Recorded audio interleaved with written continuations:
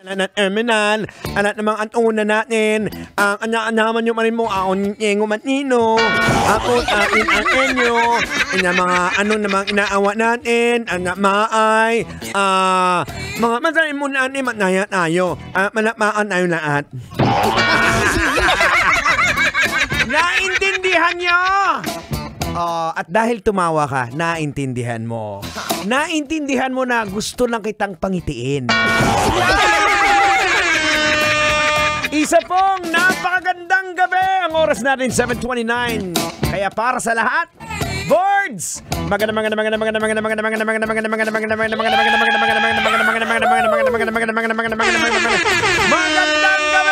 Luzon, Visayas, Mindanao, and World Wide Web. Ay, maraming nanonood din sa atin sa ating social media. At syempre, sa mga nakikinig din sa atin sa mga nasa ibang bansa, maraming salamat po. We really appreciate that. Lalong-lalo na sa'yo. Ikaw, manong driver. Salamat sa'yo at dahil sa'yo, number 1 na naman ang Love Radio sa lahat ng mga sasakyan. Maraming salamat sa'yo. Pwede bang pakis, manong? Sige na. Isa lang. Smack lang.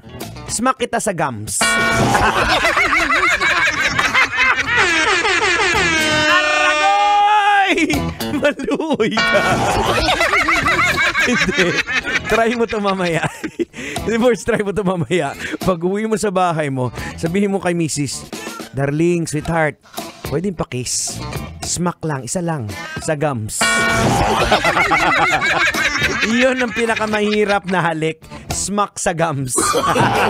No. Ay, mga ka-grab natin dyan. Maraming salamat din sa inyong pagtutok, ha. Buti naman at na-discover mo tong programa na to. Etong programa na to talaga nakakatanggal ng antok. O, diba? Dito ka na sa programang EDSA. Ipagkalat mo na. Sabihin mo na sa mga kagrupo mo. Uy, kamo, doon ka na makinig sa 90.7 Love Radio. Yung programang EDSA kasi yung DJ daw parang sirang ulo. Oo, tama. Aragoy! Bakit mo ako binabatukan? Ay, peste ka, gusto mo ipagkalat na sira ulo yung DJ sa EDSA? Kasama ko doon? Hindi. Ang ibig kong sabihin, bitawan mo tayo nga ako, Aragoy. Siniraan mo ako? Hindi naman sa ang ibig kong sabihin, Ayusin mo. ang ibig kong sabihin, sira ulo si Diego Bandido. Yan, tama yan. Ay, teka lang. Eto, matanong kita. Eto, real talk, ha. Kahit pass na, umamin ka sa akin. Ikaw ba, nahuli ka na ni Mrs. mo nga may ara kag ginakuruting nga ibang manok? Pag ginhambal natin, pag ginsabi natin na kuruting, yung bilang kuruting, ting, ting, ting, kurut. Di ba pag sa manok, ginakuruting mo, kuruting. Nahuli ka na ba ni misis mo? O eto mga kabisyo, nakakalungkot to na balita na isang seaman. Sobrang nadurog ang puso nang mapanood niya sa dashcam na supposed to be i-install niya sa sasakyan niya. Unfortunately, dahil sa sobrang kabisihan, hindi niya na-install. Pero hindi niya alam, accidentally, nag-record pala. So nung pag-check niya ng SD card, hala, nakita niya yung kaibigan ni misis niya na pinakilala na pulis. Aba, nilalambutsing si misis. Pambihira naman, kitang-kita doon sa video. Hinihimas si misis na parang manok. Ay, tatang, logican na natin. Sige, logican mo na yan. Logican na yan. 33 minutes makalipas sa oras na alas 7 ng gabi. Narito na po ang ating usapin. Ano bang leksyon ang pwede nating makuha sa ating isyong ito? Well, unang-una the lesson na pwede makuha po natin mga kabisyo. This is why ang pagtatrabaho abroad or away from your family, dapat merong timeline. Oh no! Hindi ka po pwede na mag-abroad ka in your entire life. Kasi ang pagiging ganyan, pag ganyan ang nangyari, ang tao nag-iiba na yung purpose eh. 'Di ba? Ano ang kadalasang rason kung bakit nag-abroad ang isang tao? Para sa pamilya niya. Pero may mga nag-abroad na napagtapos na yung anak, nakagraduate na. Actually, nabuntis na nga ng iba.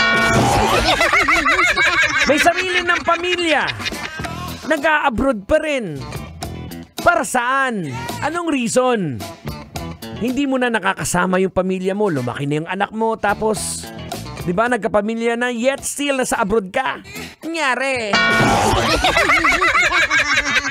Is it because that you are doing that for yourself? Hindi na para sa pamilya mo. Kaya wag mong irarason na nag-abroad ka para sa pamilya mo. O, di ba? Because reality is, you are enjoying it na. Na-program na yung utak mo na from the purpose na dapat nag-abroad ka for your family, ngayon nag-abroad ka dahil nai-enjoy mo na yung trabaho mo. O, for some, sa subconscious nila, baka ganun ang nangyari. Pero yung iba, talagang literal sinasabi na nag-i-enjoy sila. Nasanay na sila na hindi makasama yung anak. Nasanay na sila na hindi nakasama yung asawa. Kaya ask yourself, does your family still matters to you? The very reason na nag-sacrifice ka na hindi sila makasama, kaya ka nag-abroad. Think about it. And I thank you! Ayan ang mga kabisyo, kasi ang mararamdaman din ng pamilya na naiiwan, parang feeling nila na abandon na sila eh. Ganun ka rin.